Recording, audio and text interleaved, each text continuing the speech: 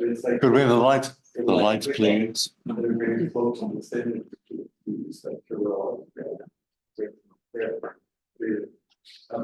That's when we can read. Could we have a moment of silence, please?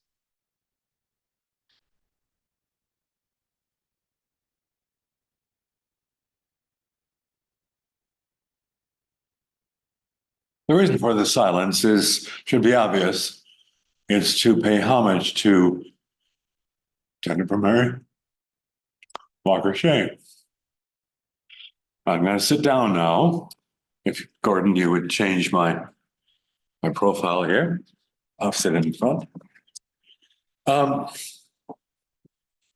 think most of you know, or perhaps might think about Officer of the Order of Canada, Professor Emerita, PhD,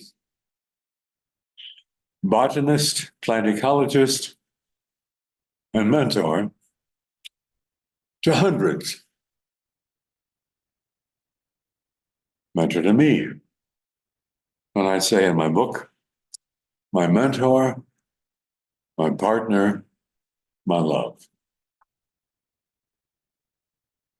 Thank you. There's an enormous number of things I would like to talk about today, but I can't. So I'm going to start with some slides.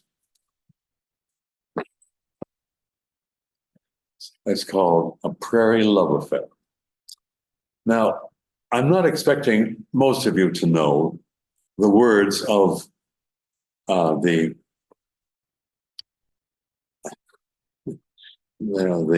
song about America.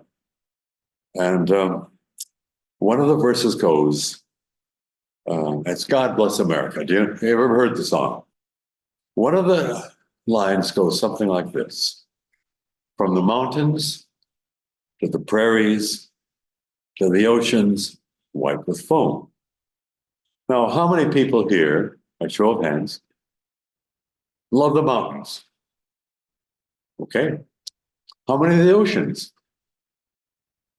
How many of the prairies? Come on, put your hands up. Well, you're not really expected to, so this is not a requirement. But let's concentrate not so much on prairies at the moment, but on love. I fell in love with prairies, I think, when I was an undergraduate at the University of Minnesota.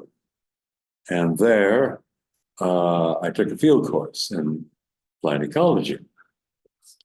And we were taken out to a prairie called Wobbin Prairie in northwestern Minnesota, which is still there, by the way. And this experience, looking out over the flatlands of the Red River Valley, just somehow captivated me. So, not love in certain obvious senses, but I suspect you people have pets. And it's that kind of love, the kind of regard or affection towards, and certainly Jennifer had it intensely. So I spent a lot of time in the prairie helping her, and she sometimes helping me in doing our research.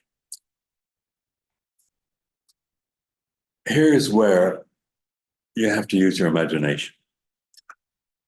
Forget about the slide. You might want to close your eyes, but I'm going to take you to the tall grass prairie of long ago, hundreds of years ago. We arrive on a May afternoon, not like this. It's rained overnight, but the dew has evaporated, and the grasses are looking beautifully green. There's not much flowering because most of the flowers in the tall grass prairie are those that bloom in July and August. And I think you're familiar with those because Those are the daisies, or these members of the daisy family that grace most of our gardens. The grass is about as tall, maybe waist height, which could, in some cases, in the words of Aldo Leopold, tickle the bellies of the buffalo. The people are not here. They're not chasing the buffalo now. They're in the lake nearby, fishing and gathering cattail shoots for their evening meal. So let's come back to reality. That's probably or possibly what the prairie was like hundreds of years ago. It's largely a guessing game, and I've engaged in that in a recent offering, which I can tell you about at another time. And the button is here. This is a time before people. Now, question, how old are the prairies? Let's have some suggestions. How many years? Around 9,000? Do I hear 2,000? Do I hear 1,000,000? Sure. Prairies, yeah, sure, okay. I'll raise your money. The prairies are about 15 million years old, give or take a few million years.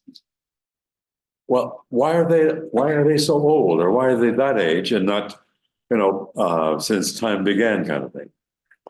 Well, I'll tell you the reason. The reason is the Rocky Mountains. Why the Rocky Mountains? Well, I'm sure you've heard of the term a rain shadow. And the Rocky Mountains form a wonderful and very effective rain shadow. Moist winds come in from the Pacific. They blow over the Cascades and the Sierras. They come up the western side of the Rockies. As they come up the western side, they cool down. As they cool down, they lose moisture because cool air can hold less moisture than warm air. So they drop the moisture on the western slope. When they go over the Rockies and come down the eastern slope, they tend to, sometimes bring these terrific winds in the wintertime around Calgary, but other times dry winds. So when you look at a map of the plains, that's it. When you look at the map of plains, this becomes obvious because there are three major types of prairie going from the west to the east. First, the shortgrass plains. Maybe some of you have been to Denver or places like that. Grass are about, let's say, knee-high or even less. The bunch grasses, because there's not much moisture, so they don't form sod as the tall grass, let's say, does. So that's the short grass, little rainfall. Intermediate is the midgrass or mixed grass. That contains short grasses as well as tall grasses. And then we come to the tall grass prairie in the east, which has this great extension, sometimes referred to as the Prairie Peninsula, which is worthy of a couple of talks itself. Now, as we go from rainfall in Denver, which is about 15 inches a year, to Des Moines, which is in the tall grass, which is about 35 inches a year. So you can see the differences and you can understand the gradients. Now, I'm going to use this slide for tell you about something else. Look at the Gulf of Mexico down there. Air comes from there. If you've seen the weather picture in the last few weeks or months, you know that it's tornado season in the south, but you know that winds come up from the Gulf. There are also winds, as most of you Manitobans know, from the Arctic, coming down from the Arctic. But thirdly, there are winds coming from the Rockies. So you've got a clash if you will, of three major air masses. Now, somebody said, "Oh, Tom, read from your book." I'm going to read from my book. The beginning of chapter 2, called "Land of the Restless Wind." And this is a quote from David Laskin's book, The Children's Blizzard, if you've ever heard of that. That's worthy of reading. In that book, he says, "An evil genius could not have devised a more perfect battleground for clashing weather fronts than the prairies, of North America." And that's true. So we're still in the tornado season. Have you ever been in a tornado? Anyone here? Have you ever seen a tornado? I've only seen one out the kitchen window when there was one years ago in 1965, I believe, in the spring. Well, a tornado, I mean, most of you have been through a rainstorm, and you know that things begin very quietly, and the clouds cover goes to complete, and there is lightning and there's thunder, and something that people across the world have believed and taken advantage of in their stories and in their legends. Thor, the god of thunder, and of course Thunderbird for the Plains Indians. A tornado was like a super rainstorm, or a very intense rainstorm. And of course, as you see on the maps of the Doppler radar of the Weather Channel, you'll see, yellow, green, and red, or yellow, orange, and red. Red meaning potential for tornadoes. Now, through that radar, we can understand that. And of course, people who lived hundreds of years ago, they had to rely on this, what the clouds look on the horizon, that kind of thing. So it's a matter of trying to understand some of these phenomena. So a tornado is formed by, number one, very strong winds, and number two, rotation. The earth rotates, morning, noon, and night, kind of thing. So this rotation, and of course the rotation gets faster and faster and faster. And I'm sure some of you have probably seen the film, The Wizard of Oz. Remember The Wizard of Oz? And little Dorothy getting caught up in a tornado. My mother used to talk about tornadoes in North Dakota because she was born in Prairie and grew up there. And that's why they had storm cellars. So tornado is one thing that afflicts the prairies. Droughts are another. I don't see anyone here who, probably like me, witnessed the drought of the 1930s, but it was there. There was another drought in the 1980s, less severe. Some of the months were quite severe in the 80s drought, early 80s. But natives had feelings about droughts too. They said, when a tornado comes, they didn't call it a tornado, they called it the big wind. When the big wind comes, the drought will be broken. And I repeated this comment to a physicist the other day when having lunch. And he said, well, that's obvious. As Colin Wood.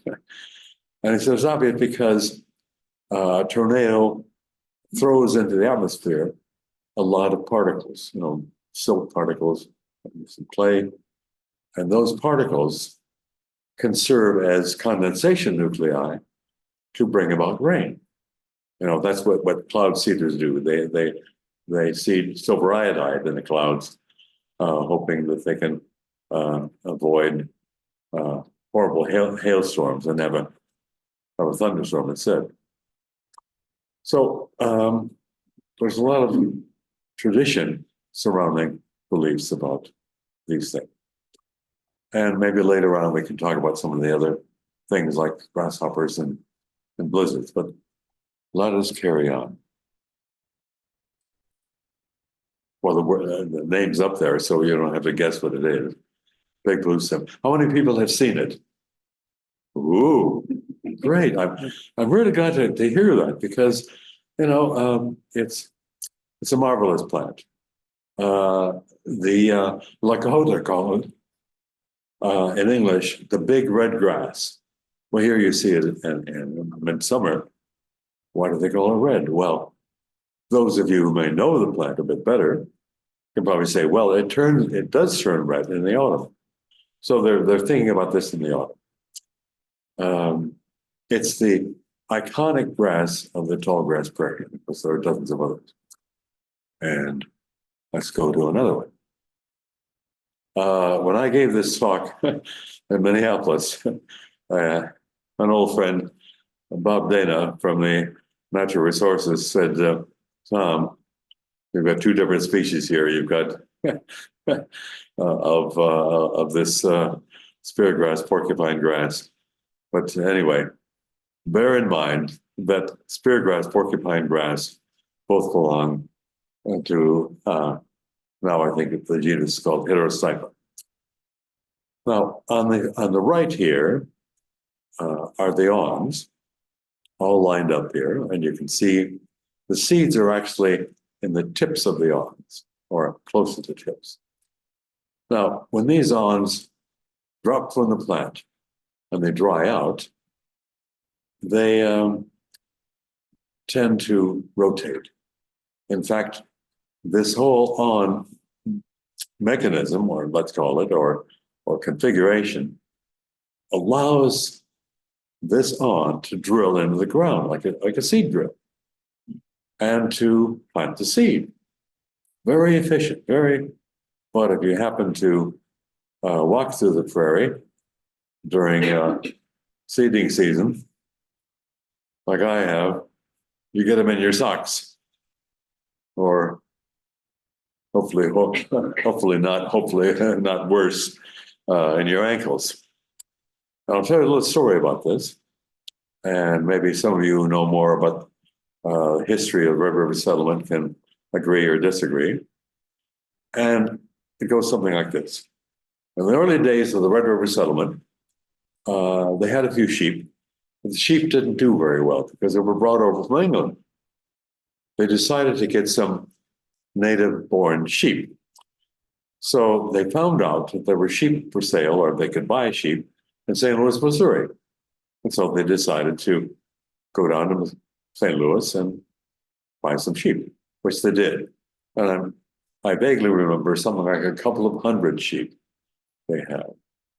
And so they decided to drive them up from Missouri up the Red River Valley, not in the wet areas, in the bottom of the valley, but along the beach ridges. The beach ridges are perfect for the growth of speargrass. And I'm told, and some of you may wish to comment, that a number of the sheep died, maybe as many as 50 or even 100 of the sheep, based on some letters that were exchanged at that time. So this is a formidable grass, but a very common one. And I suspect, I know that there's a cognate species in the Fort Worth Prairie, because I talked to a group in Fort Worth a couple of years ago about their prairie. Chris, how many have seen one of these? Well, fabulous, aren't they? They're incredible. They're in the Tallgrass Prairie Preserve here, east of Winnipeg. For those of you who haven't seen it. I don't think it's midsummer flowering, is it? Or something I can't remember, I'm sorry. Much of what I'm going to say, or what I have been saying, relates to the Northern Plains. And those of you who are close enough can see the names here, but I'll just run through them, starting in southern Minnesota, going up into the prairies of Manitoba and Saskatchewan. Lakota, Dakota, Anishinaabe, Cree, Ojibwe, Plains Cree, Plains Ojibwe, Assiniboine, Mandan, Hidatsa, Arikara, Omaha, Ponca, and Yanktonai. A lot of different groups, someone speaking very different languages, for trading and warring occasionally.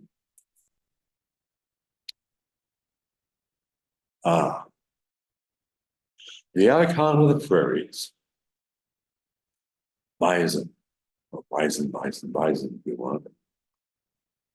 And I've looked into this because you may know that, well, you may not know that the prairies of North America have been called the American Serengeti.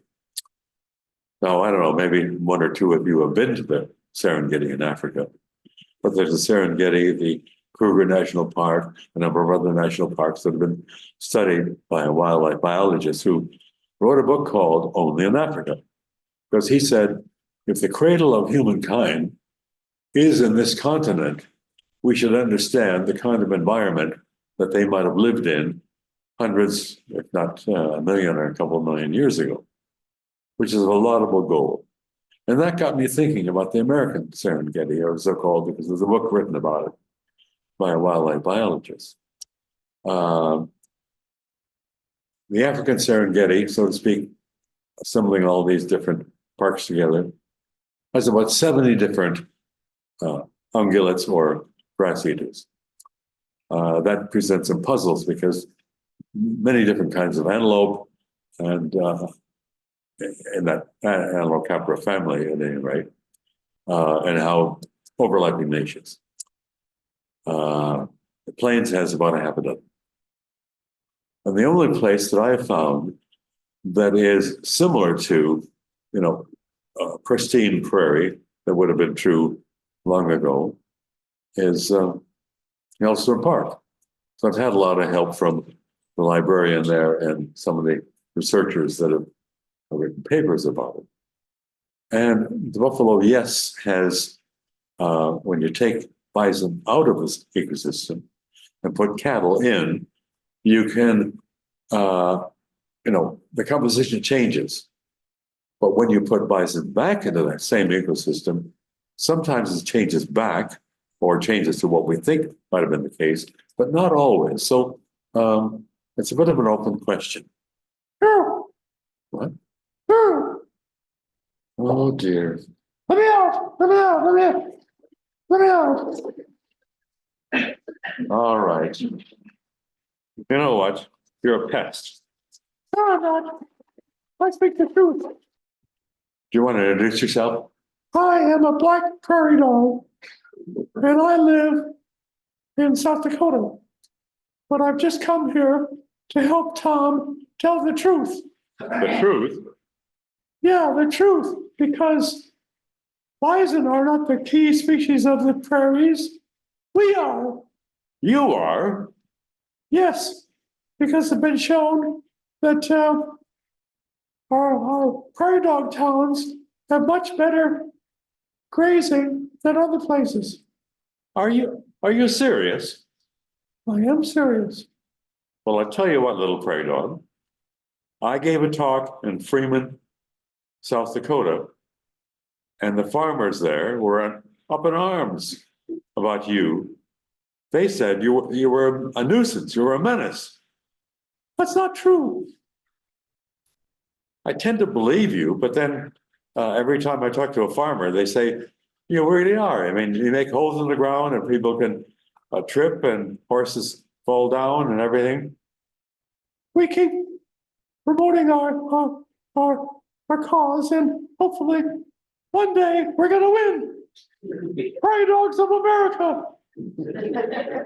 rise up. I think you've done your bit now. So you want to go back in your bag, please? Oh, okay. You can't do prairie ecology without a bit of controversy. Okay, let's carry on here. There he is. And when I gave this talk, somebody said, I didn't know prairie dogs had a black tail. Well, I said, well, you never see the other end of them, do you? Gotcha. Okay. This is not an easy portion to talk about, and I certainly can't give enough attention to the topic, but I'm going to give it a shot at it.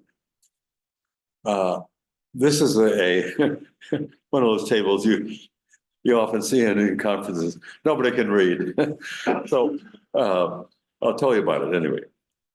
The glacier around in the northern plains so about 14,000 years ago and began to melt away about 12,000 years ago. Then glacial lakes formed, like Glacier Lake Agassiz, Glacier Lake Souris, and about a half a dozen of these.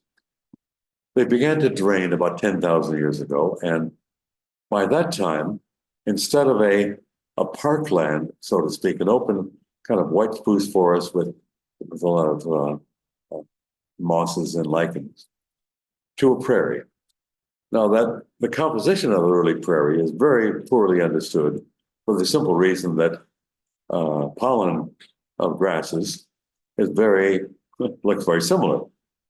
In fact, very difficult to distinguish.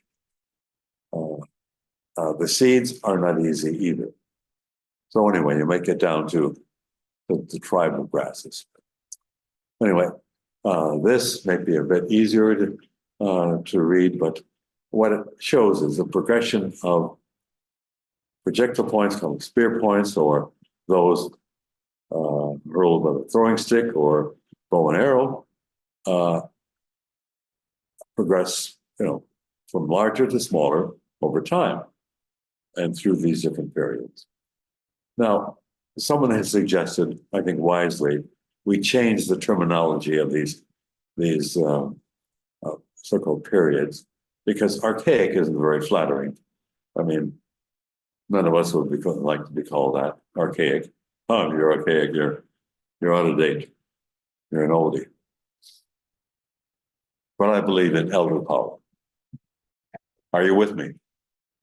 Great. There's a small town in northern Minnesota called Black Duck. And it was excavated a number of years ago, University of Manitoba. And it's a rather distinctive kind of pottery. This sherd would be about 1,000 years old, found in Minnesota, parts of North Dakota, Manitoba, Saskatchewan, northwestern Ontario. So, puzzle, at least for me, this widespread pottery type, what does that mean? Does that mean that people were all in communication with each other, or was this a huge group or something? We know from historic accounts that groups didn't normally cover such a huge area. But I'm going to go on and leave this as a question. This is a type called Oneota, which found in Wisconsin, Iowa, I think parts of northern Illinois, as well as in South Dakota and parts of North Dakota. It looks more elaborate and more complicated design, but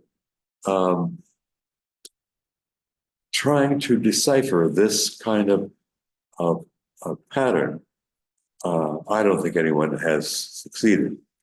But I can tell you something about weaving among some of the groups of the plains. This does not apply to all groups, but some of the groups of Lakota that my friend has studied.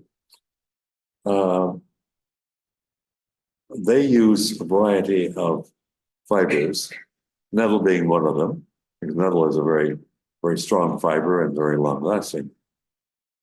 But the designs put, let's say make a small bag, for example.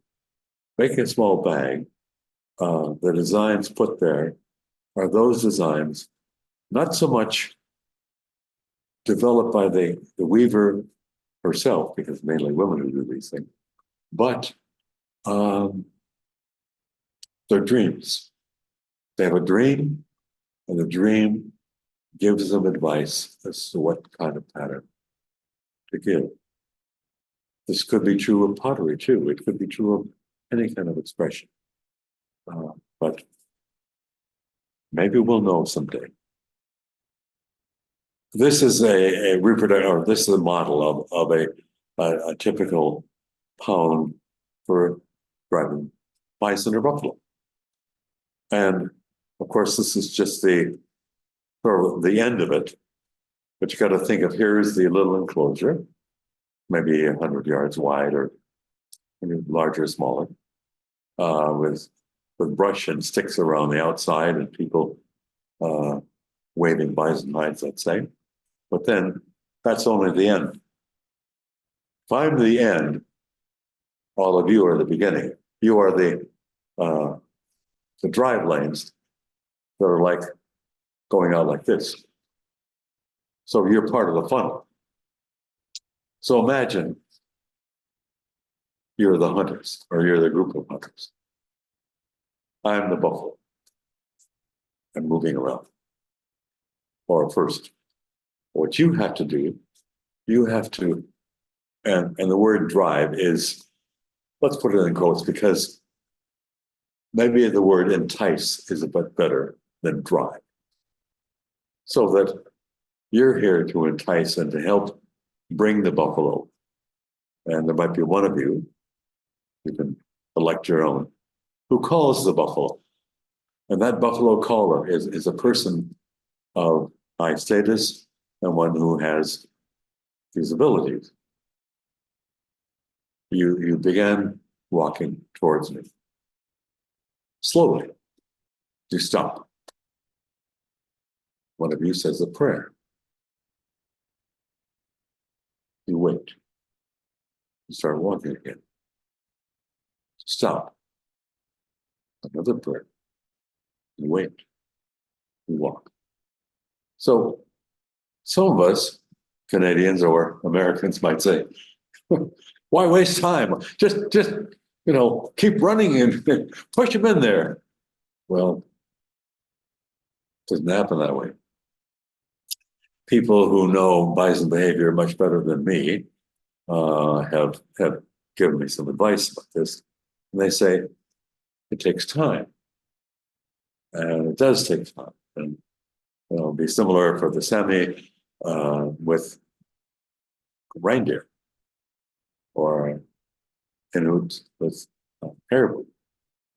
So people who live with buffalo, who know buffalo, know their behavior. I mean, obviously, if you were born in a group and your livelihood depended upon killing a few buffalo, you learned. And you learn by doing and by watching and by listening to stories. So a couple of weeks ago, I was on a field trip at Cahokia, if you've ever heard of that, a huge mountain complex in the confluence of the rivers. And I was walking next to a lady from Syracuse. She said, oh, yes, we have our own herd. And so she said, when we have a roundup, most of the animals go into the pen. One or two of them stay out. And she said, you know what I think? Those one or two are saying, take me. I'm ready. Now, to us, that may sound incredible. But I think you have to appreciate that to bison, for people in the relationship with the bison is a relative. All the game animals, all the animals, and all the plants are relative. What does that mean? Well, it means that in the end, you have to kill your relative or gather your relative and cook your relative in order to live. So you're not hunting them. They're allowing you to live from them, live off them.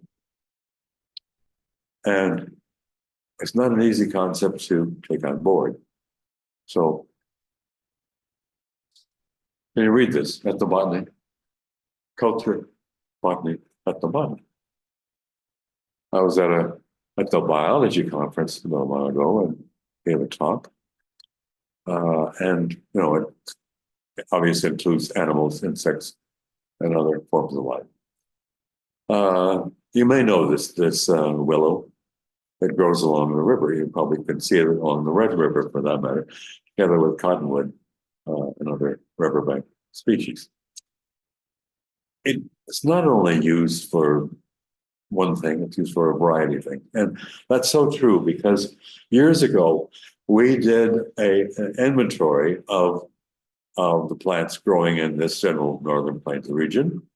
We came up with about 14 to 1,500 based upon the flora of the Great Plains done at the University of Kansas. And of those, we searched the literature and we found about 400 plants that were used. Most of the plants were used for more than one thing. So this is no exception. You can't read this, but the sentiment is there. That's a lot to take on board. With a simple reason that most of us don't think like that. Our lives have been built around a certain way of thinking. But I'll move on. James Valentine wrote a book called, I think, The Paleoecology of the Oceans, or something like that, oceanography. And in the introduction to this book, I took this quote: "The fossil record is poor but deserving." And anyone who works with fossils, and some of you have on occasion, I'm sure, or artifacts for that matter, should really, probably does take this on board, meaning that you're only getting part of the picture, so you have to observe it. Starts with collecting a sample, putting it in a plastic bag or a paper bag, loading it, or a good old washing machine.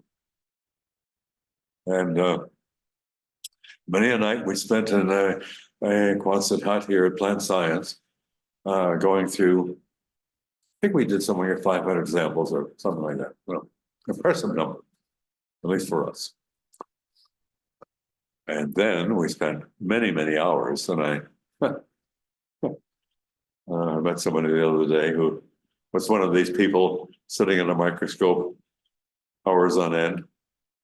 And we spent many hours doing this, looking at particles larger than 2 millimeters down to larger than a quarter of a millimeter. So that's pretty small.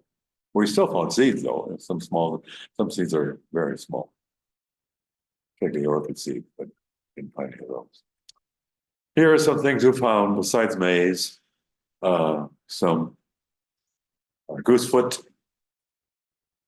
amaranth, and dock.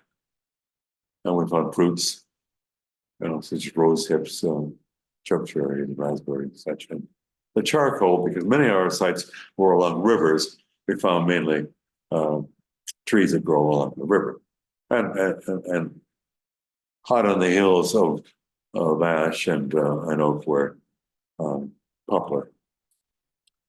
How many here have had rosehip tea? Lovely, isn't it? Very nutritious. Probably the richest source of vitamin C you can find. I'll say just a few words about these three under maize. They're typically called weeds. I mean, we call them weeds. I think even botanists call them weeds.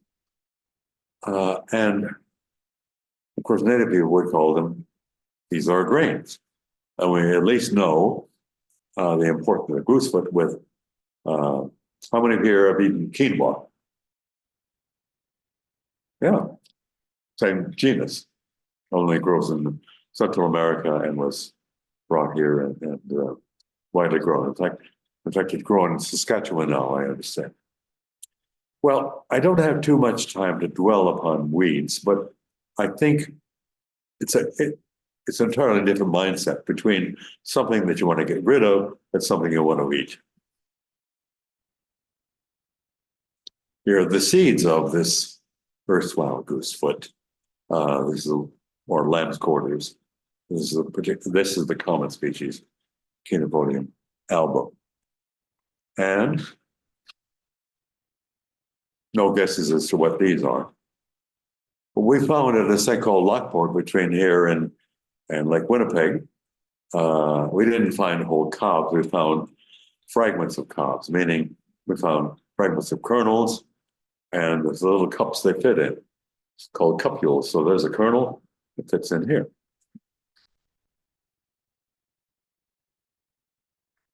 But here is the bread of the prairie, so-called, and some of you may know it as prairie turnip. The Lakota call it tipsina or tipsula. It's for them a mainstay. And I was told by an ethnobotanist I know down in Minneapolis, she said, we used to spend a week digging these, my family did, because they're nutritious, members of the pea family. And in fact, they taste, I've only tasted them raw, a bit like a pea. And they cook up very well as well. Aha, here we come. For the future.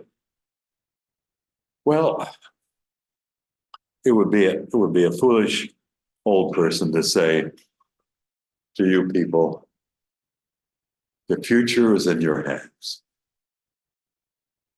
In your hands, not my hands. I helped create this mess. It's up to you to do something. But in a way, that's a cop-out.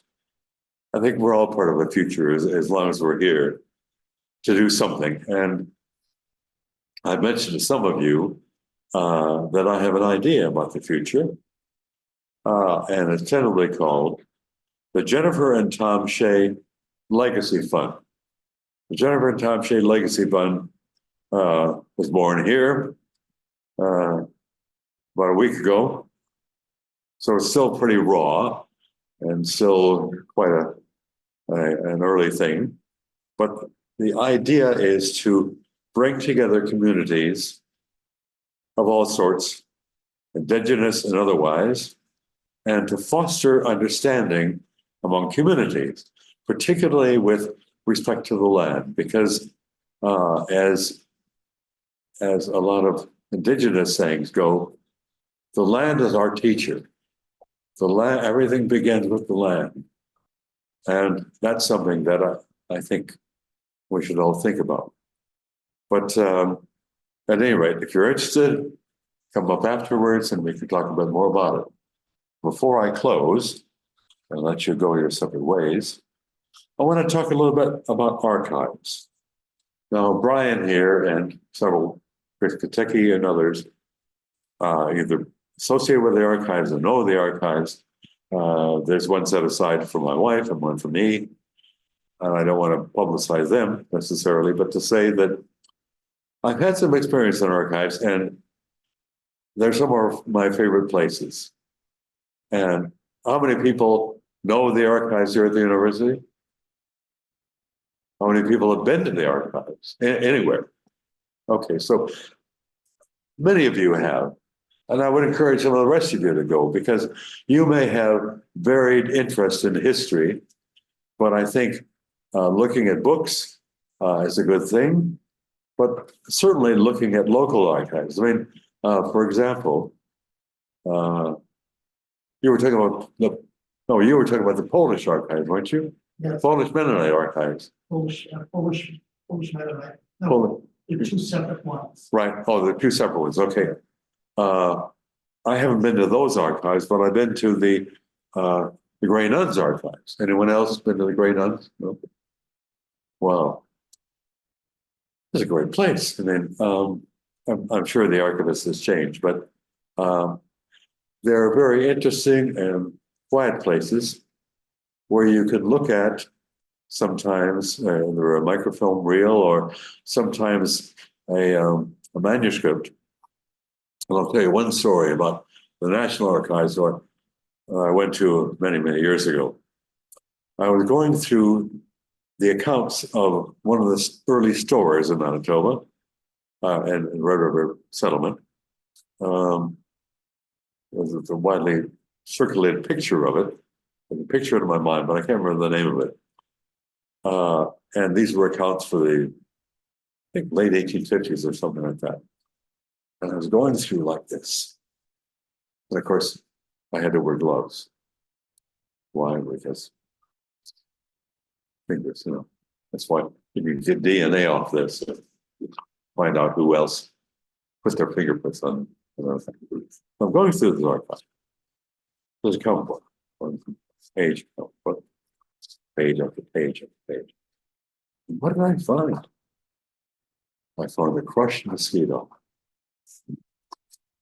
Oh, you may not think that's a good big deal, but it was amazing. I mean, Manitoba is known for its mosquitoes.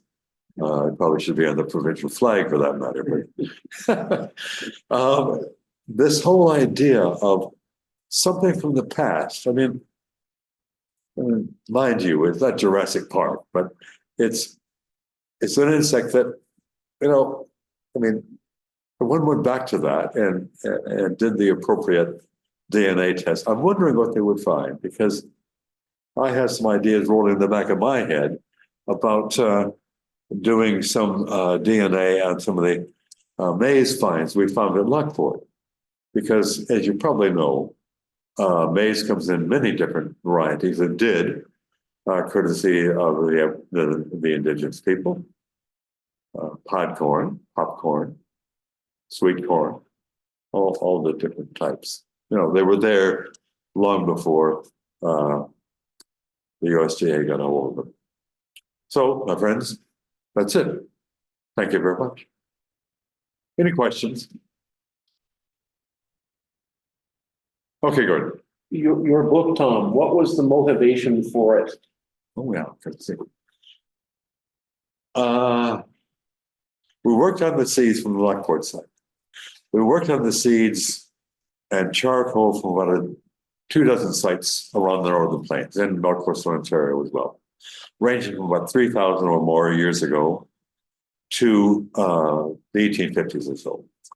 And after I did a little book with some students called The Story of Corn, because that was a direct result of our Lockport work.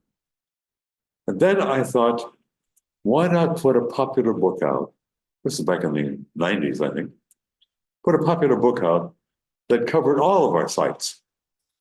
So maybe many of you who know how to swim know what you probably remember how you learned. What did you do? You waited before you go in. You know, that's the way you do it. So we waited and waited and waited. A number of false starts. I sent him to a good friend in Missouri, and he said, "Nice work, Tom."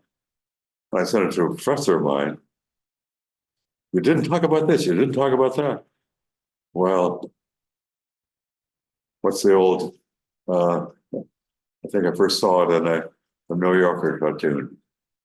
There's a crash, and there's the designer saying, "Back to the drawing board." Many trips back to the drawing board. And in 2014, I hired an editor. And she was the one, I sent a piece to a number of potential editors. She was the one who had the most critical comments. So, Tom Shay, Glutton for Punishment, he's been with me ever since. And I got used to her comments, such as, "This is a clunky sentence," or "This doesn't work," and "What are you trying to say here?" Anyway, this is the result, published 2 years ago. I think a few of you may have a copy. If you want a copy, I give you This is my copy, by the way. I'll give you a flyer for that. But what I wanted it to be was sort of all encompassing, because there are some books on the prairies that don't cover much of the geology. There are some books on the about the plants of the prairies, but they don't cover much else. And so I'll read you the chapters, in fact. Introduction, of course, sculpting the land, going back to the time of the glaciers. Land of the restless wind, talking about the climate.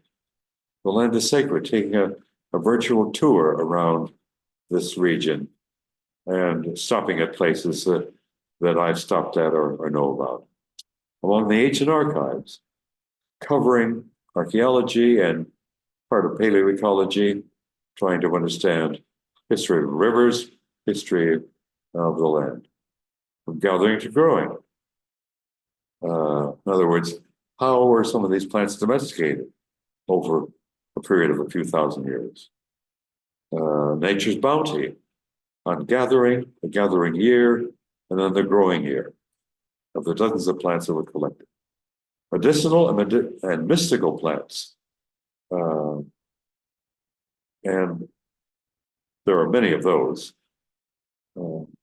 And then from tools to toys, and in that chapter 8, in fact, I'll read that part to you. Tools to toys. And then here's a quote. Plants give us everything: food, shelter, well-being, heat. And that was Mary Anderson. Plants in a sea of relationships. Take a look around your home and think about what you see. The structure, the furnishings, decorations, cooking and eating utensils, storage containers, bedding, tools, toys, musical instruments. Do you think you could build and furnish your home using only local materials and provide food for your family and medicines? Native people did this for generations, I should say hundreds of generations. Some of you are good for it with your hands. I used to be a bit of a wood butcher and, cut up things and tack things down. Some of you are good cooks. Some of you can carve things. Some of you can do this. Some of you can sing, some act. Who can do everything? You had to. Your life depended upon it. So this was your life. That's my answer. Respect. Respect the people who could do it. Ray Wood of Missouri is sadly no longer with us. Wrote an article, it was a co-author article, on trade and his, we used to call it historic times or post-contact times, let's say. And there were various trading centers. Some were very ephemeral, let's say, only lasted a short time. Some were more permanent. And the permanent ones were the so-called Knife River villages along the upper Missouri. And these would be the homes of the Mandana, Rickera, and lots of people. And the things that were traded that we have concrete evidence of, the most important were shells from the Gulf of Mexico. And then there were shells from beads made out of shells from the Pacific coast. So we can say, here in front of you is a map of the. Can we go back to that map of the plains? Okay. The map with a big dot in it with arms going all directions. And so you got there it is. So I have here, maybe you've not seen one of these before. This is a bona fide Gulf of Mexico coming up here in the Pacific Ocean. So, and also in Western Australia, there's a place called Niagara River. And there's this type of stone that, Gordon, you must remember, flakes being found along the shore of Lake Manitoba, made out of this material. It's not really a flint, but it's a beautiful so-called chalcedony. But anyway, wonderful for making artifacts, making points of such. So that's been found many places. And sort of to back up your story, to go further back in time, that material has been found as far east, I think, as the Ohio. So we're talking about a continental-wide kind of trading network that could give us some sense of what was being shifted around. Now, just a quick comment about maize. I've been interested in the introduction of maize, not only when it was introduced, but when some people stopped growing it. We know that it was domesticated in Mexico. We know that it moved from there into South America. We know that it moved northward into the Southwest, arriving there about 400 CE. Then it moved to the east. And finally, it moved to the plains. So the direction into western Oklahoma, where someone has found the earliest maize in the plains, from the southeast, and moved northward. But that movement northward was kind of sporadic, and the radiocarbon dates are not as precise as we would like them to be, but generally moving up northward, and maybe from the Missouri moving over to the red, because we analyzed maize from a site in eastern North Dakota. So it's a probable route, but unless we dig more sites, we won't. Yes, please. You haven't made reference to horses or the impact of the horse, and when did that occur? Well, the Spanish, bless them, brought the horses in the 16th and 17th century. And they brought cattle and sheep as well. Those are the sheep, the descendants of the sheep that the Spanish came over with. I'm not sure exactly when it happened, and I believe in the 1600s. I think it's in the 1600s. You know, they were maybe late 1600s. That when you have a herd of horses, those of you who ever seen a Western movie know that what's the way to survive? Steal a herd of horses. So that was, you know, the native people, the Aboriginal people, Indigenous people down in Texas and New Mexico, they said, wow, look at those animals. I wouldn't mind riding one of those.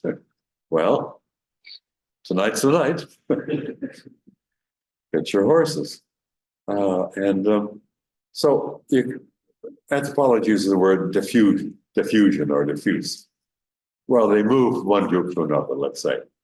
The southern plains, and they got into the northern plains with the Blackfeet, Blackfoot, and other groups, Crow, and Lakota, around 1750, let's say, mid 18th century, and they simply multiplied from there. With raiding and trading, horses spread very widely. So it's been, let's say, since the mid or late 18th century that they've been around, and